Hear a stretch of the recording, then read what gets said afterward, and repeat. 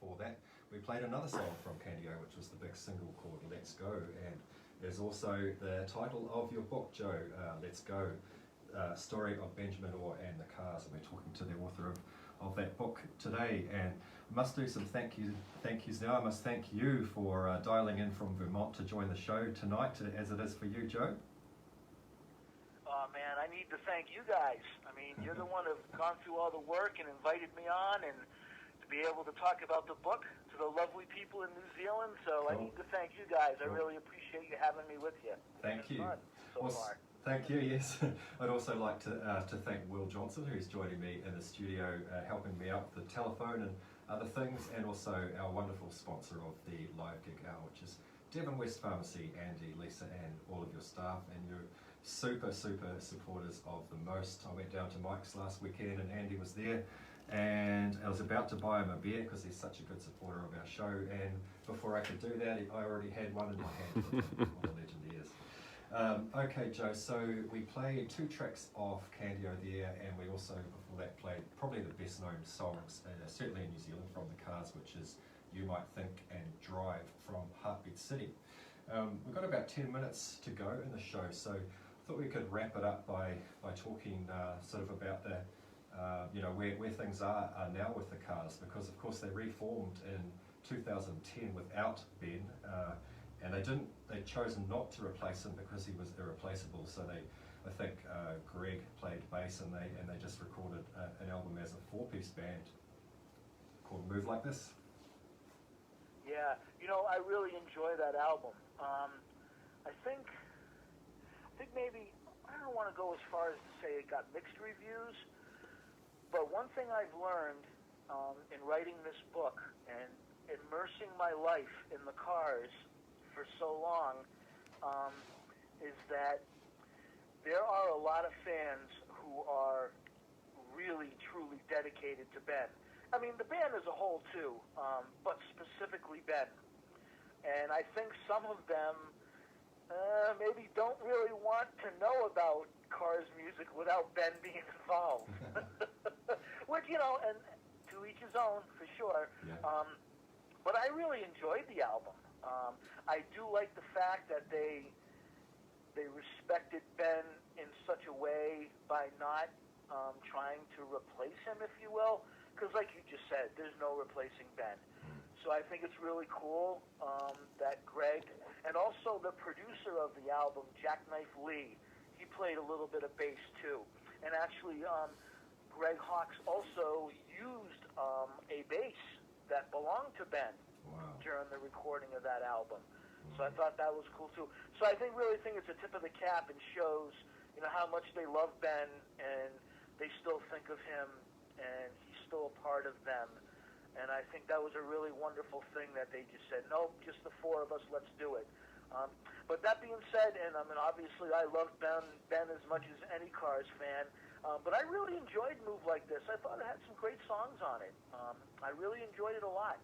And so as far as the end of the career, it's sort of been culminated with the band being inducted into the Rock and Roll Hall of Fame in 2018. And I was lucky enough to go to that ceremony. My public relations person, Donna, who helped me a lot with the book, she managed to get us a couple of tickets for the show. And I was able to go to Media Day the day before the show, and it was at the Rock and Roll Hall of Fame as well, in the main lobby. So I got to, even though I had a book deal at the time, but the book wasn't officially released yet. But I was able to participate in Media Day and be able to promote the book a little bit. And it was truly an amazing time for me because, Ben is from Cleveland, and he was only the second musician ever to be inducted into the Rock and Roll Hall of Fame who's from Cleveland. And if you read the book, it talks a lot in the book about how Ben was very loyal to the city of Cleveland. And even after he left Cleveland in the early 70s, he always went back to Cleveland.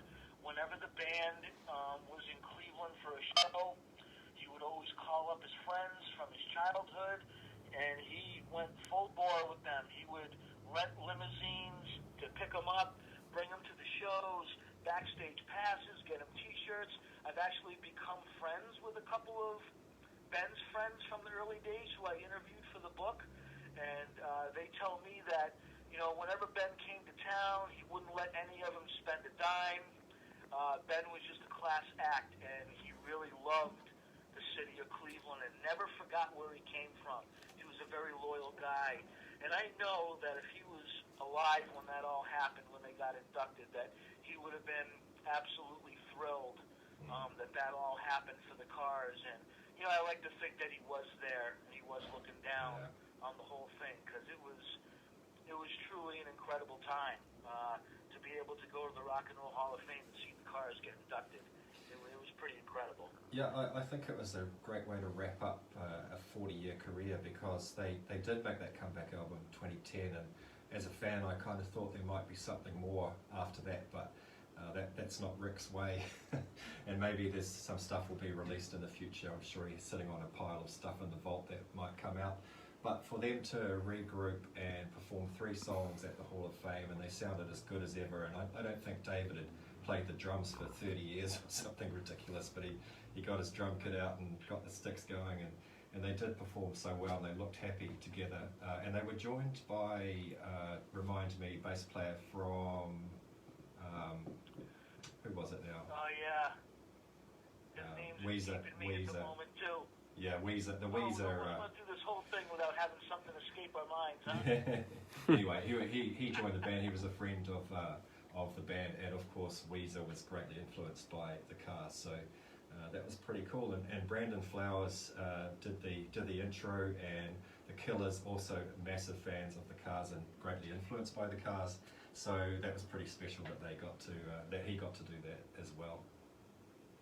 Yeah, it was a really special night, and I was absolutely thrilled and honored to be there after everything that I had gone through over a 10-year span to make this book come to life.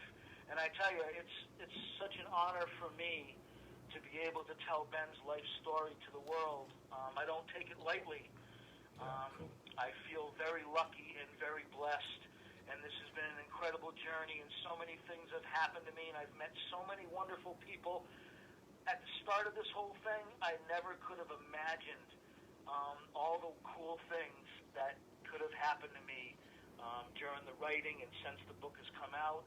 I did a couple of book events after the book was released. I did one here in Vermont, where I live, at the local bookstore for like family and close friends. And then I did a book event in Cleveland, in Ben's hometown. And that was an amazing experience, because here I am in the lobby sitting at a table signing books, and there's a line of people, and like people would come up to me and go, "Hey Joe, I'm Harry Harwatt. I was Ben's friend in that very first band he was in, and I interviewed you for the book." So there were a lot of people that I either emailed or talked to on the phone doing interviews, but I never got to meet them face to face. So here I was meeting all these people after all this time face to face who knew Ben, and people had photos and stories of Ben when they were younger.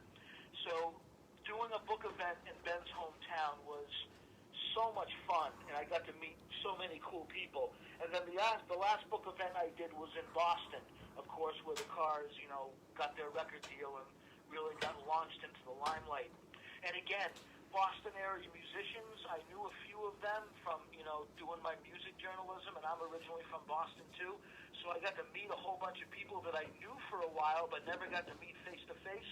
And of course the icing on the cake was having David Robinson himself, the Cars drummer, who was kind enough to interview with me for the book.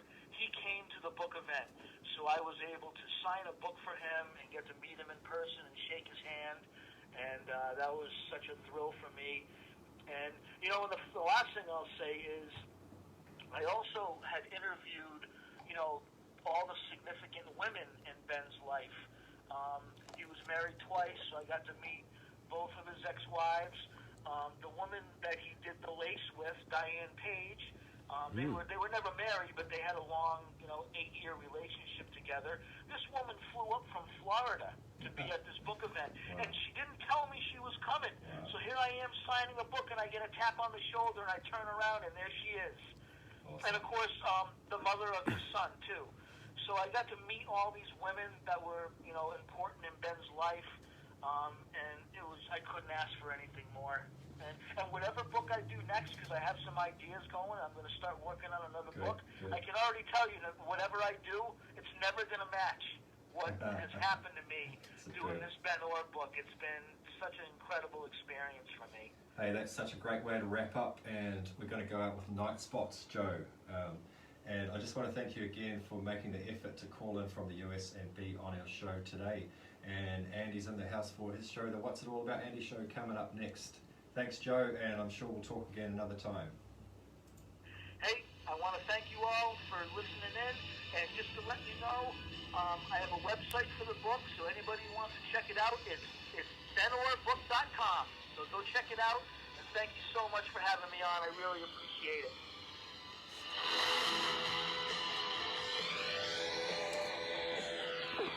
All right,